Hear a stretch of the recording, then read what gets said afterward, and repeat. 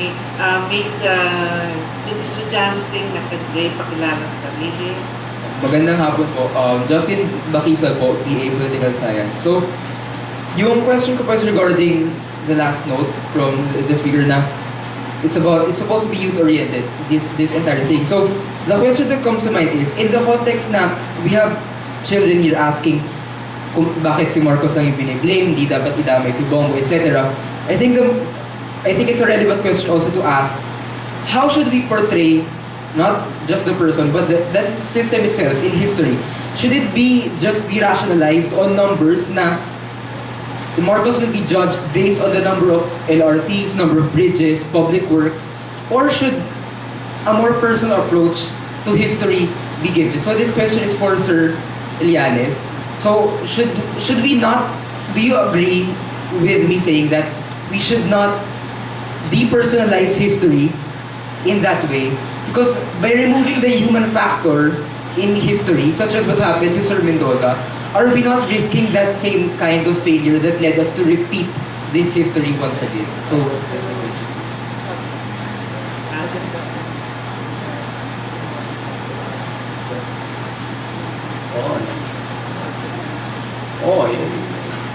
siyempre yung mga institutions, mga tao nagpapatakbo niya na. So, hindi mo talaga these are not abstract, mga kahon, no? Mga tao nagpapatakbo niya. No? So, tama yun, no? Hindi talaga pwedeng i-depersonalize ang term mo, no? No? Hindi talaga pwede. Kasi pag bumoto ka rin, you deal with persons. Very clear yung mga positions. Of course, you also, ang importante lang dito is ipakita mo kung paano sila gumagalaw according to certain dynamics of a certain system. Like for example, maganda binanggit ni Mr. Custodio yung usapin ng failure of institutions. Kasi kahit si Hitler, nag-thrive siya kasi bagsak yung mga social institutions.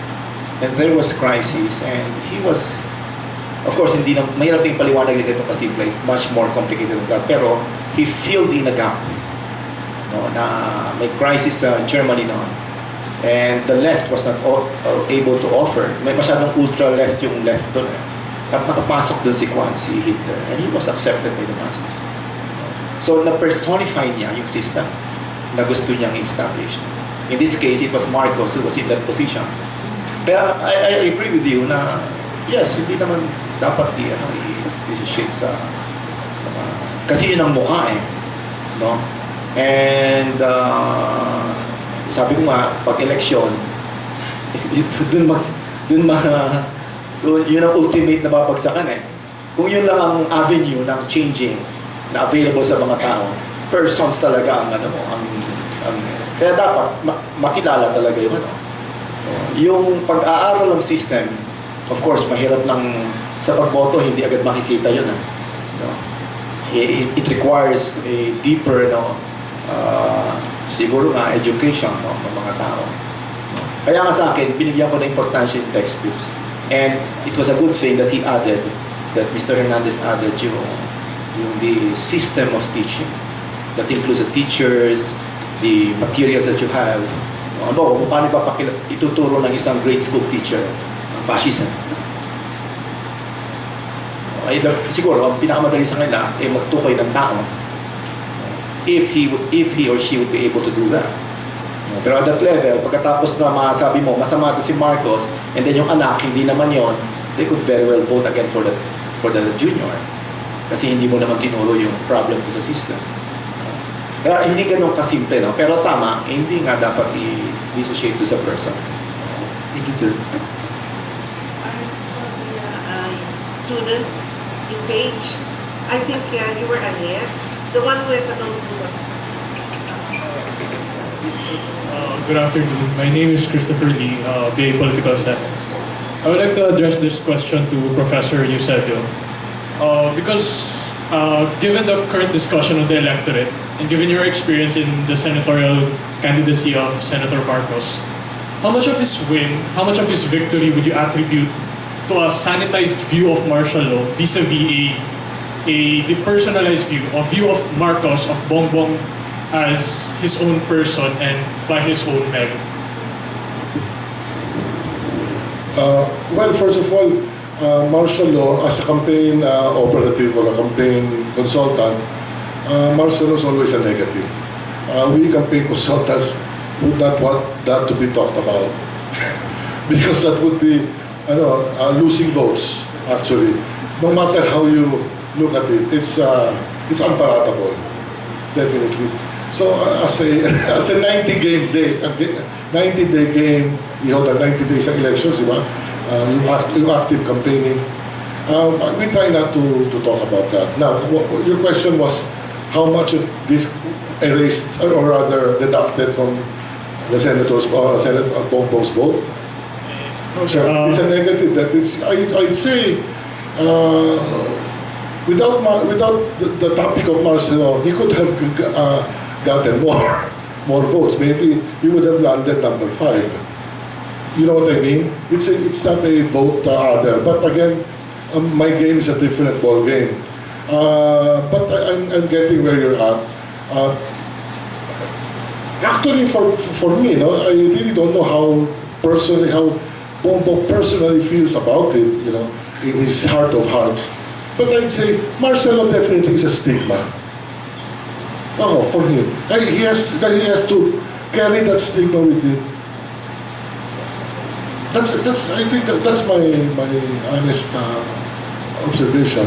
Now, but he carries it very well. Of course, it would be very hard to, just like Professor Leines has said, however, during interviews, he will not go contrary to the activities or the deeds of his dad. I think that's just what normal. As a good sign. Now, if it's policy, I don't know when he can stop or when he should end and where to begin. That's about it. So, sir, would you say that his victory was not due to a sanitized view of martial law, but due to his personal? Because actually, the topic of martial law, when we get to interviews, without us doing any effort, it doesn't really come up anymore.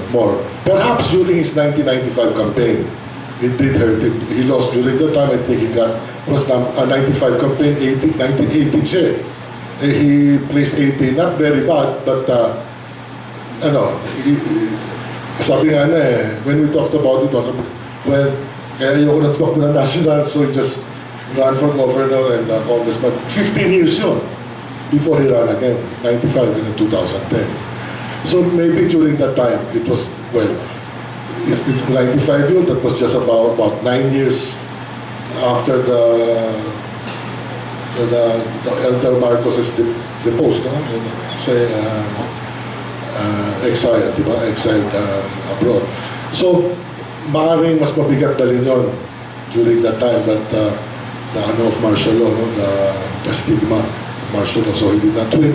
Now, as part of the, what shall we call it, the process of rehabilitation, perhaps 2010, hindi na masyado. And again, aggravated or helped by the fact that the current administrations happening after that were not able to take the opportunity to make good under the democratic process, and that's why it would be very easy now to say that is wrong, we are good. The past is bad, this is good now. But then, what is your point of comparison if everything is going drain, as they say? Sabi nga, biro nga, di ba kanina, sabi ka gold trade, ngayon naman cold trade. Did I answer your question, young man? Okay.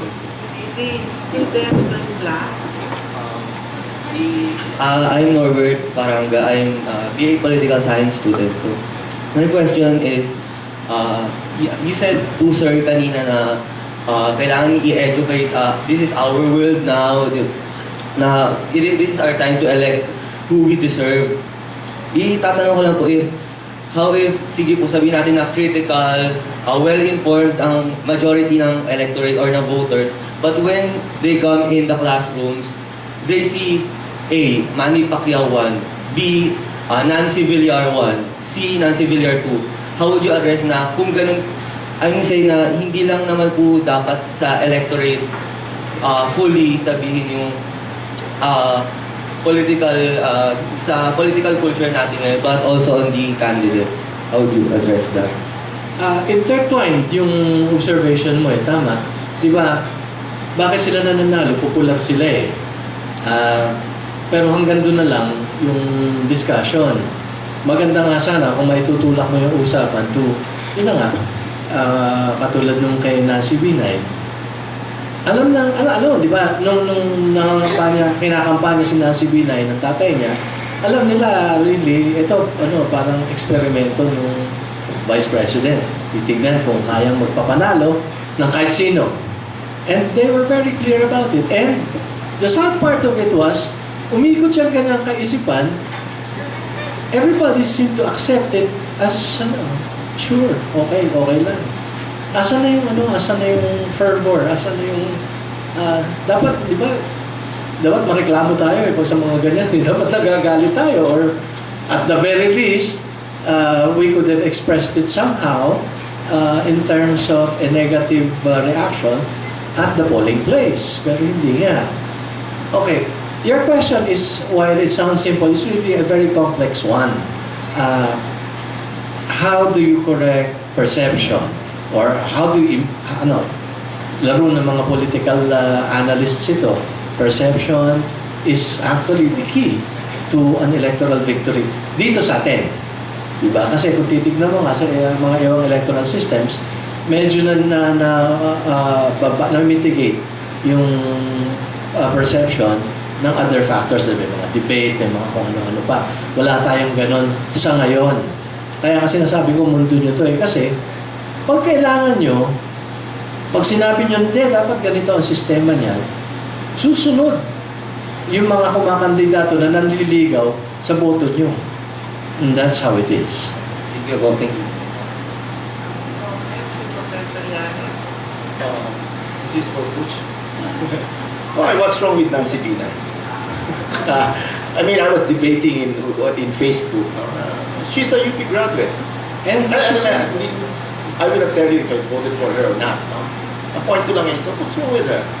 I mean, if you could pass my course here, you're okay. So if you graduate in UP, what's wrong with that? Diba?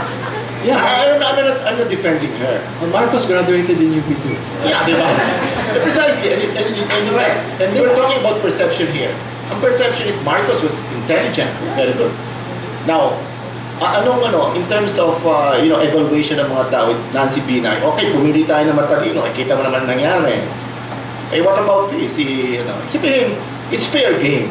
No? What about Bonifacio? Si Bonifacio, 150 ni Bonifacio. Sabi sa kanya Daniel Tirona, hindi yan abogado.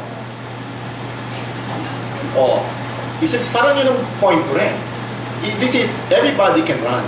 Even a pesante or manggagawa. And would that diminish us when we make a vote for, let's say, Nancy Binay? Ang importante lamang dito siguro, nandun yung, define naman ng law kung ano yung qualifications. Kasi ang pinag-uusapan natin ngayon is a certain person who had an administration na who turned authoritarian. But yung pagpili ng mga tao, it's an open point. It's fair game. I'm sorry, probably some of you don't like Nancy Binay, pero ako, open sa akin na yung point na yung bigla rin, naging classmate niya siguro yan.